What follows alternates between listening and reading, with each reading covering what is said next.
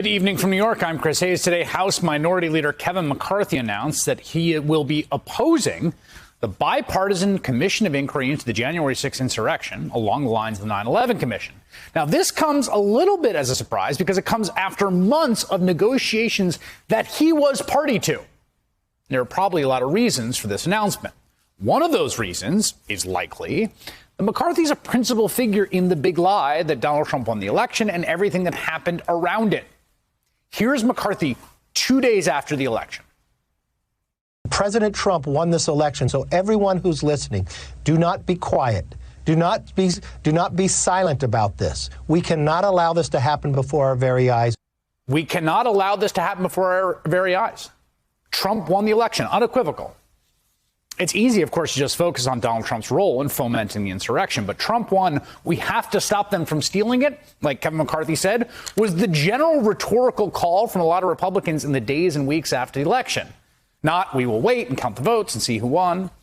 And then, after a while, it eventually became incredibly clear Trump had lost. He'd gotten, beaten pretty badly, 7 million votes. There was very little bravery from congressional Republicans until they were finally forced to vote just hours after living through the Capitol riot on January 6th, and even then, not so much. And of course, let's not forget the phone call Kevin McCarthy had with President Trump in the middle of the insurrection on January 6th. You might remember this. This happened came out during that second impeachment trial the president faced. Republican Congressman Jamie Herrera Butler of Washington said that McCarthy told her about the call in a statement that was then entered as evidence in Trump's second impeachment trial. When McCarthy finally reached the president on January 6th and asked him to publicly and forcefully call off the riot, the president initially repeated the falsehood that it was Antifa that had breached the Capitol. McCarthy refuted that and told the president that these were Trump supporters. That's when, according to McCarthy, the president said, "Well, Kevin, I guess these people are more upset about the election than you are." They are barricaded in a building being invaded by a mob that is beating up cops left and right.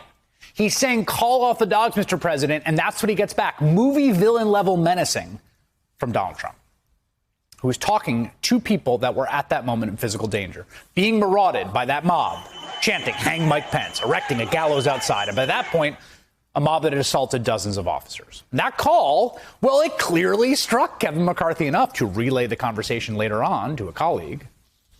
All of that would be part of the January 6th inquiry naturally. And of course, Kevin McCarthy was also one of the 147 Republicans, a majority of the caucus, who voted to overturn the election, to defy the will of the people and install the loser over the winner. Now, given McCarthy's title, his role in the insurrection, and his call with the president, one can imagine he doesn't want to be a principal subject in the inquiry. Although, I have to say, it is still strange that he apparently played along with the idea he might support it. I mean, last night, in this very program, sitting on this very desk, right? If you watched the program, we had Congressman Benny Thompson of Mississippi on the show. Now, Thompson's the chair of the Homeland Security Committee. And he spent 4 months negotiating with the ranking member of that committee. That would be Congressman John Katko of New York, who's a Republican.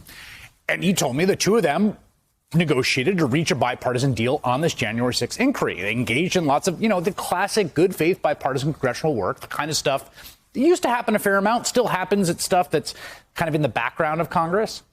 And Congressman Thompson said Kevin McCarthy was part of the negotiations and he has the receipts. Kevin McCarthy, he knew about it. He exchanged letters with us saying he wanted to see certain things.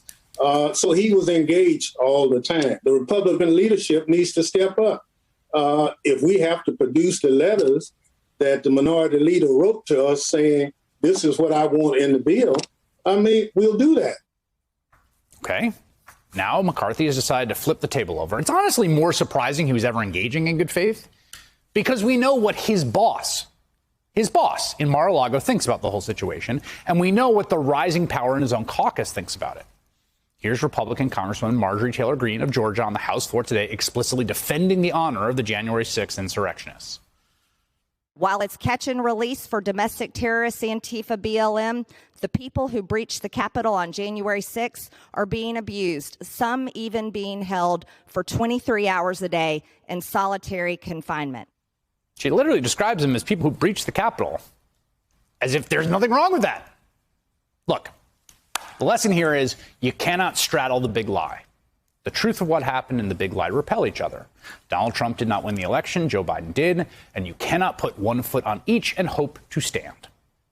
That's the lesson for all Republicans. It's the lesson we're seeing down in Arizona, a state in which Republicans have already used the excuse of the big lie to ram through voting restrictions signed into law by the governor on a party line, if I'm not mistaken.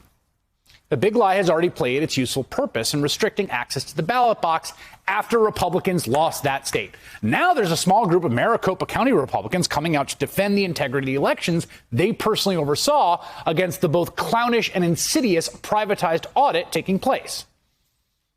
We asked the difficult questions, all right? And we certified the election back in November.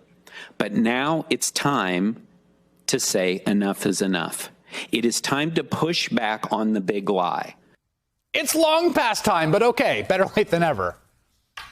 I think those folks there that you saw, they understand you cannot let this stand. You cannot wink, wink, nudge, nudge it. You either have to be for the big lie or against it, and they have declared against it. And they've done it collectively because, as one of the Maricopa Republicans told Lawrence O'Donnell last night, if you stick your neck out, it will get chopped off.